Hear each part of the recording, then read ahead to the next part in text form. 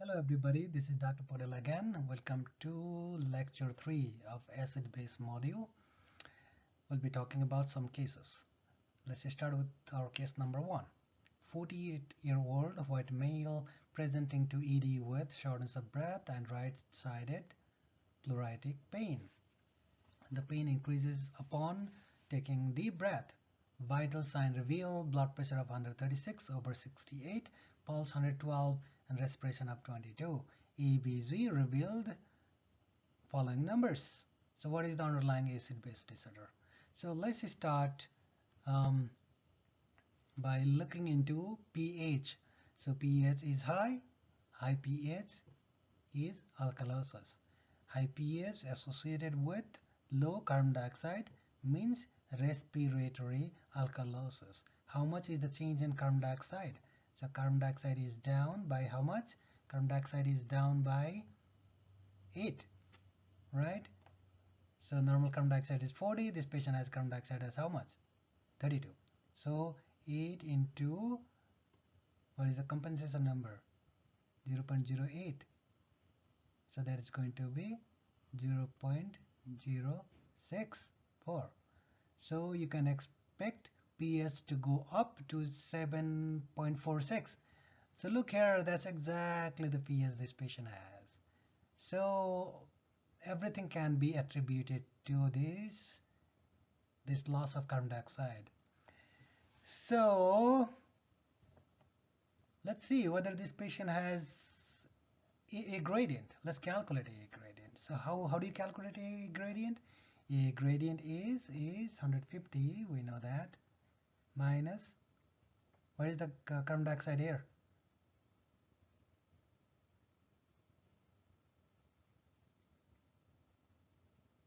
32 divided by 0.8, right? So this is A. So this is going to be 100, this is going to be 40. This is going to be how much? 110. So this big A is, this is big A. What is the small a? Small a is over here, 63. So 63 is going to be here. 110 minus 63 is equal to 47. So AA gradient is 47. So how old is the patient? 48. What is normal anion gap? 48 divided by 4 plus 4. So it's equal to 16. So this patient has AA gradient of 47. So more AA gradient. So think about 3 conditions of elevated AA gradient. What are those 3 conditions?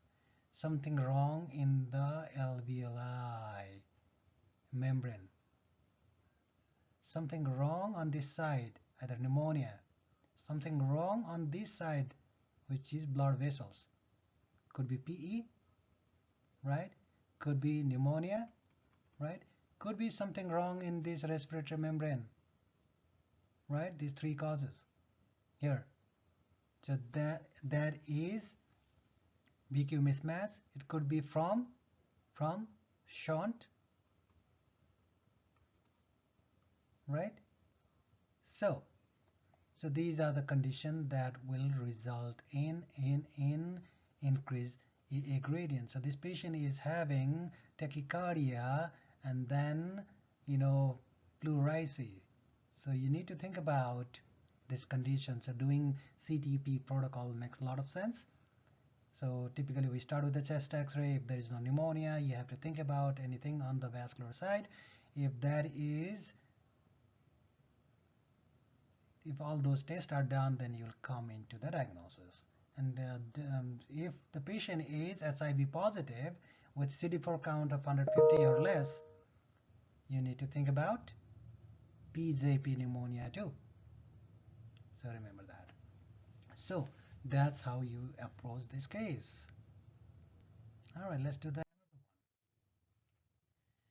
So 24-year-old white woman with a long-standing history of severe asthma. She's admitted with asthma exacerbation. So let's start with pH. So let's see, pH of 7.51. So that means high pH is alkalosis. High pH with alkalosis, and then carbon dioxide is low. So what does that tell you? So respiratory alkalosis with low carbon dioxide. So how much low? 15, right? Drop from 40 to 25, which is 15. 15 into 0.08, 008. So change is going to be how much?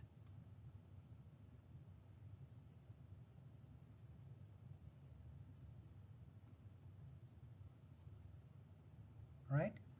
So pH went up by 11. So almost there. So you can actually explain everything going on with this patient from respiratory route. So patient has asthma, breathing fast, has resulted in respiratory alkalosis. And then if you calculate anion gap is going to be, so 21 plus 5 is 26, so 13 is anion gap, so which is normal. So patient does not have anion gap acidosis, has a respiratory alkalosis likely from asthma.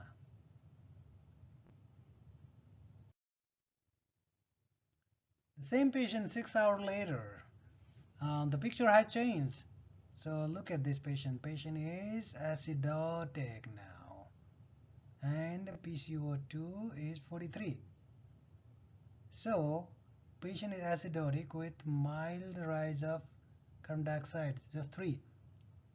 So 3 in carbon dioxide, 3, let's do the math over here, 3 into 0.008 is going to be 0.02.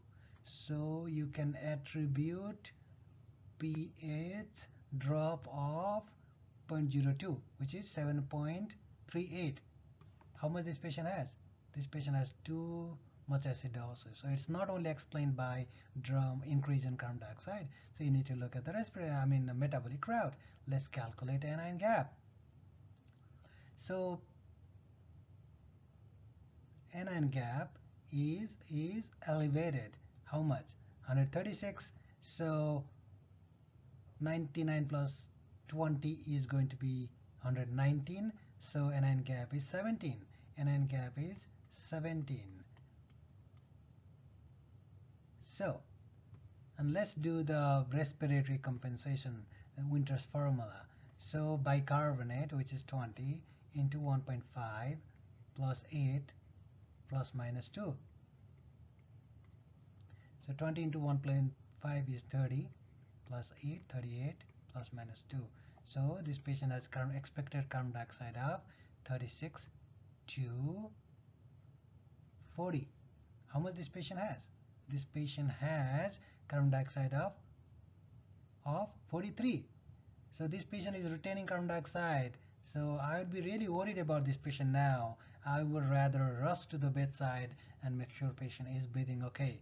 So we need to find out why this patient has anion gap. You go through formula gold mark to find out anion gap, and then you actually go to the patient right away, and then on your way you are going to do all this math and go from there. Let's talk about case number 3. 60-year-old man presents to ED with complaints of shortness of breath and palpitations. Past medical history: significant for hypertension, hyperlipidemia, knee replacement 2000. AFib, secondary to pulmonary embolism, 1 month after knee surgery. AFib resolved but has been off anticoagulation for 2 years. Current medication include hydrochlorothiazide and Zocor. Examination reveals blood pressure of 126 over 76, pulse 120, irregular, and respiration of 20. Lungs are clear. There is no JVD except for occasional Canon A wave. Chest X-ray shows mild cardiac, otherwise normal. So let's do the math here. So ABG 7.48. So high again, alkalosis. How much is the carbon dioxide? 37. So how much is the delta carbon dioxide? Went down by 3. So if carbon dioxide goes down by 3, you expect how much of how much of the pH? So let's do the math. 3 into 0.008. So you expect so 0.2. So pH should go up by up to 42. So it's too, so it has gone too much up. So there is secondary alkalosis component which might be from from the metabolic. So there is a metabolic alkalosis too. Let's calculate A gradient. A gradient is 21 in this case. You can do math later. So I calculated already. So follow the steps that we followed earlier. So patient has A gradient of 21. Expected A gradient is around 19. So it's not really helpful here. So in this patient with combined respiratory alkalosis and metabolic alkalosis, the metabolic component might be from hydrochlorothiazide. Let's do case number 4. 54-year-old African American female with diabetes, diabetes, coronary artery disease, congestive heart failure, compensated on medication. Current medication include Lasix, insulin, enalapril, and potassium. So this is the lab. So anion gap, let's calculate anion gap. 99 and 29 is going to be 128. So anion gap is just 8, but bicarbonate of 29. So metabolic alkalosis, So this is patient who is on Lasix. So clinical setup is very much explaining why this patient has acid-base disorder of metabolic alkalosis. So most likely secondary from diuretic. So there is no need to do ABG in this patient because we have already know why patient has metabolic alkalosis.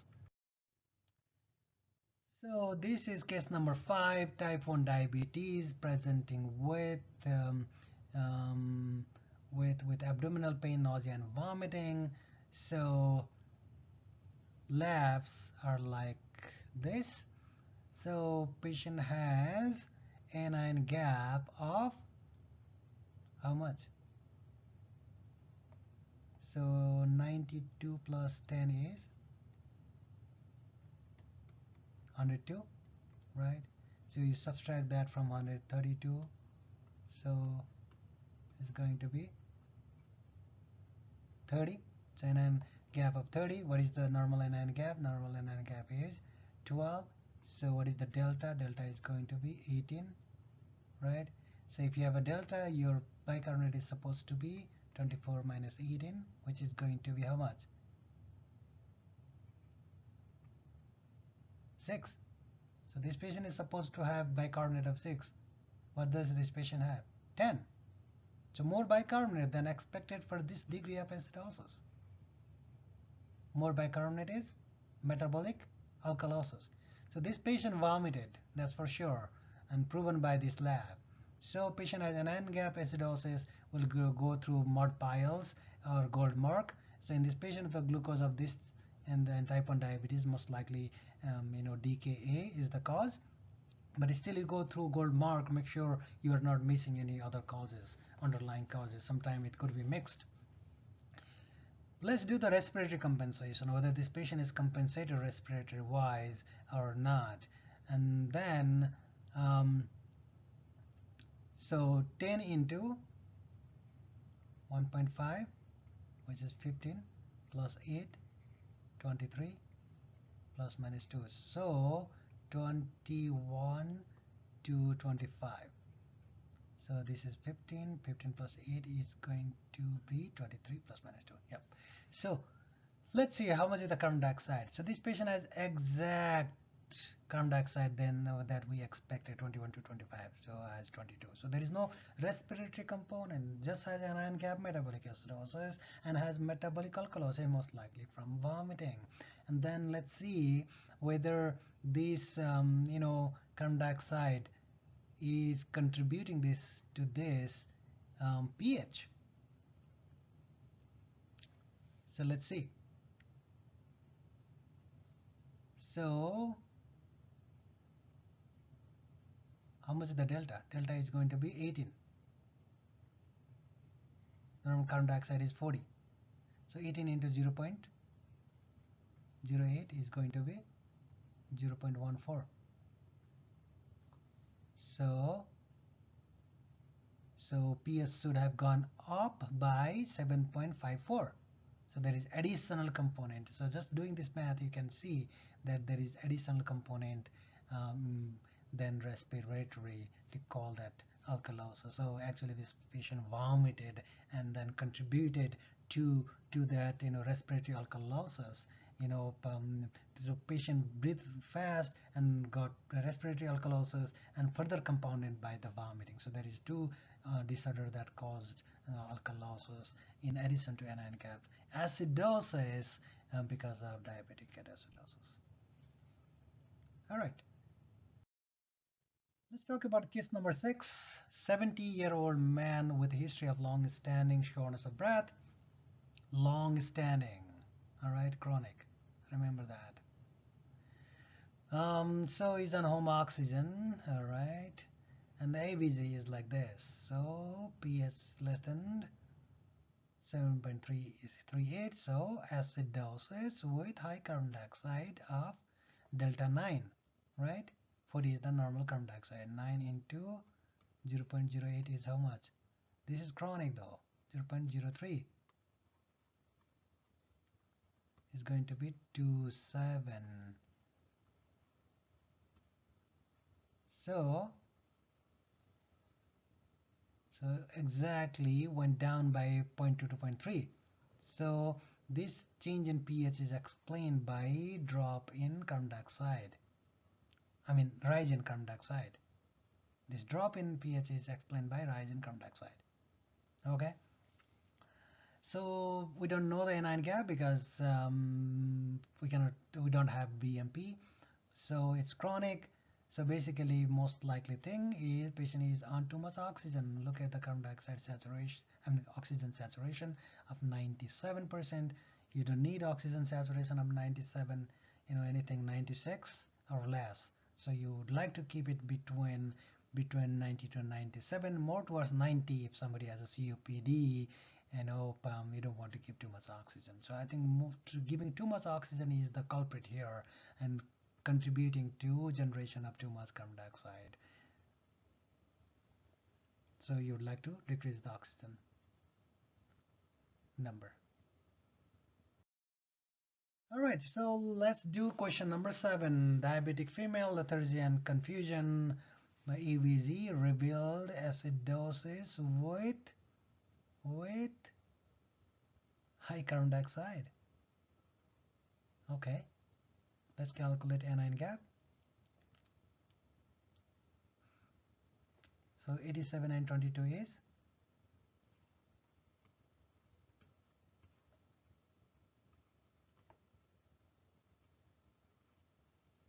109. So 132 minus 109 is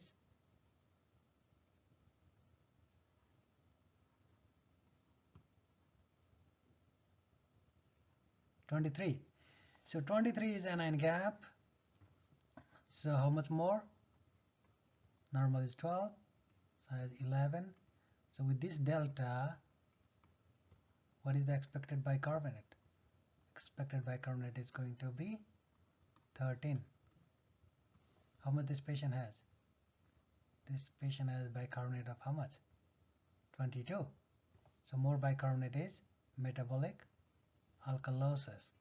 So metabolic alkalosis. This patient has metabolic alkalosis. Patient has metabolic acidosis. Both of them so far. let's do the respiratory compensation. All right, so you start with the Winter's formula, 22 into 1.5 plus 8 plus minus 2. So it's going to be 22 1.5 is 33 plus 8 plus minus 2, 41 plus minus 2. So 13, 39 to 43. 39 to 43. How much this patient has? 39 to 43. Oh my gosh, this patient has carbon dioxide of 60. So what I'm going to do to this patient is I'm going to leave everything, literally run to this patient. Patient is already tired, retaining carbon dioxide, is going into impending respiratory arrest. You have to save this patient right away. Leave everything, rush to the patient bedside right away. So there is not much information. I intentionally did not give more information here.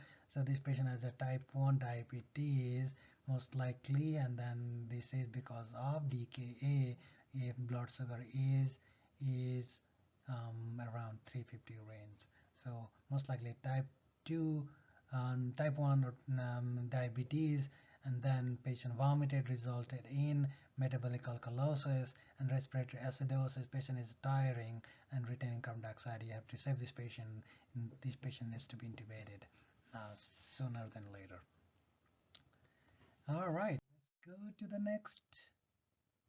So this is the answer we talked about. This patient has a triple disorder. We kind of talked about, and then all right.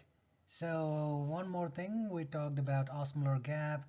Whenever there is osmolar gap more than 10 to 15 or more, you have to think about alcohol intoxication. So remember, how do you calculate? You measure osmolarity in the lab, and then you calculate what you call um, calculate osmolarity by this formula, and then when you get this number, if number is more than 15, it's going to be abnormal. More than 25, always think about toxic alcohol poisoning, and it's increased in ethylene glycol methanol isopropyl. So this isopropyl gives osmolar gap without anion gap. So that's the differentiating feature between these two and this one. All right, let's talk a little bit about other different kind of anion gap, starting with the stool and urine. So these are low profile tests, but gives you a lot of information. So and these are board favorite, and this principle will be tested in different level in medicine. Let's talk about stool anion gap. The formula for stool anion gap is 290 minus 2 times stool sodium and potassium. And then if the number is less than 50 is secretory, and if more than 75, that is osmotic. So in the clinically, osmotic diarrhea, they get better with fasting, and typically volume is less than 1 liter. On the other hand, secretory diarrhea, these are large volume and they persist with fasting. So these are the clinical clue that helps you to differentiate. Then urine anion gap, so there is a gap because we don't actually measure ammonium. So positively charged ion like sodium, potassium, ammonium minus chloride should be 0. So we are not going to check that in calculation. So that absence of ammonium in that calculation gives you anion gap. So but let's say if your anion gap is less than 0, so that means your kidneys, your patient has a good kidneys, which is making ammonium there. But if the kidney is completely messed up and is not making ammonium, then what happens? There is no more ammonium in the urine. So that means sodium and potassium is going to contribute significantly, and the combination of sodium and potassium is actually more than chloride. So that's how you determine the clinical significance of urine anion gap. So the way I remember is negative. So negative means it's gut, coming from gut. So type 1, type 2, type 4, all this, RTA will result in on an ion gap, metabolic acidosis, and when you do urine-anion gap, you kind of, it helps to actually differentiate between diarrhea and RTA.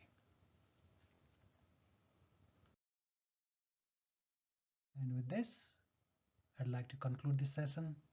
Thanks for joining. If you have any question, feel free to reach out to me. My email is sbaudel@mcw.edu. And thanks for watching.